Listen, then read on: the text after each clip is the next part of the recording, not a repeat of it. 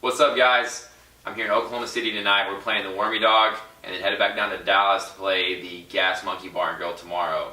Just wanted to quickly get to some Q&A questions. I know we've been promising this for a long time, and answer some of the fan questions that we had coming in. Thank you guys so much for submitting your questions, and I hope this starts to help you guys just kind of get to know me and get to know my character a little bit more. The first one I wanted to answer is, what is your favorite food your mom makes?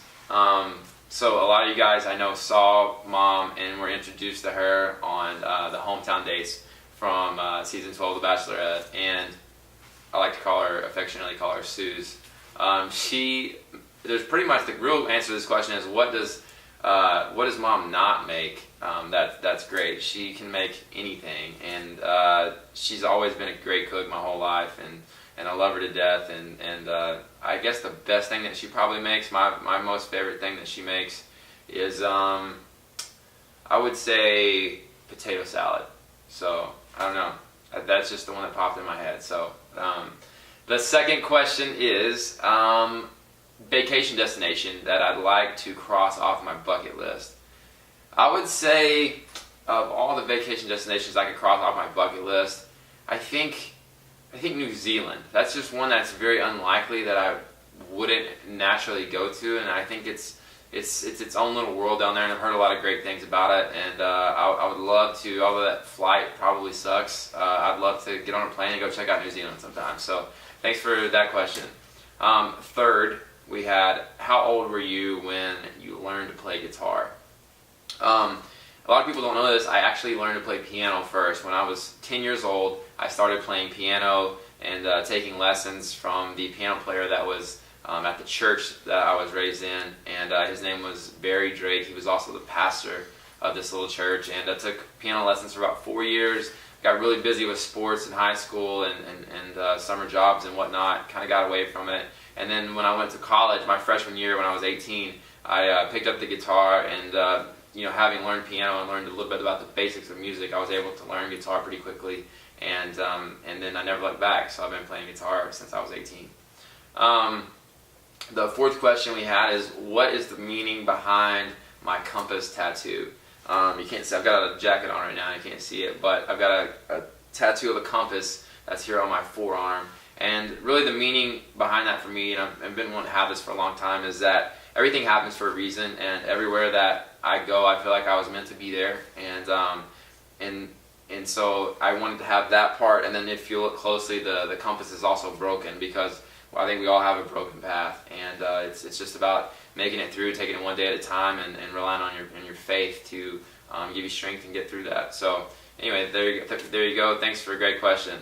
Let's see. The fifth question we had is there anything about being in the military that you miss? I do miss the camaraderie, like the bond between the guys that I went to Afghanistan with and fought with every day in these life and death situations and war and combat. There's no other bond like that anywhere in life, and it's really, I kind of miss that. Those guys, I could see them today and haven't seen them in several years, and we could just pick up right where we left off, because you learn to look out for each other and have each other's back, and that means a lot, and you really learn to trust people in that situation. So I do miss that. I don't miss the MREs.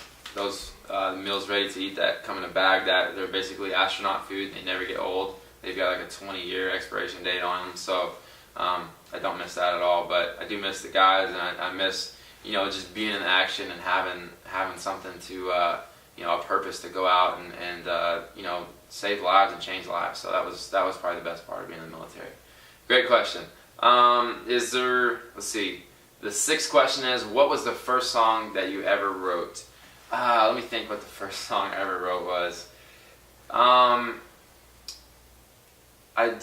wrote actually a military-based song with a guy in Nashville that was called "Sitting Out a Sandstorm," and it was just kind of about being gone, being separated from those you love, and you were just kind of I haven't even looked at the song in years, but I do remember the title, and it was just about being away and what kind of wishing you were back home and appreciating what that you didn't have when you were deployed and stuck in a sandstorm. So pretty literal song, pretty basic song, but like a lot of my songs, I poured my heart into it at the time, and it meant a lot to me. So great question.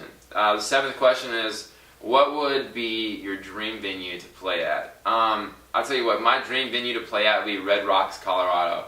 That is a gorgeous venue. It's a massive venue, and everyone that I've talked to that's been there or played there has just said that it was an amazing place to play. So that would be definitely one that I'd like to cross off my list.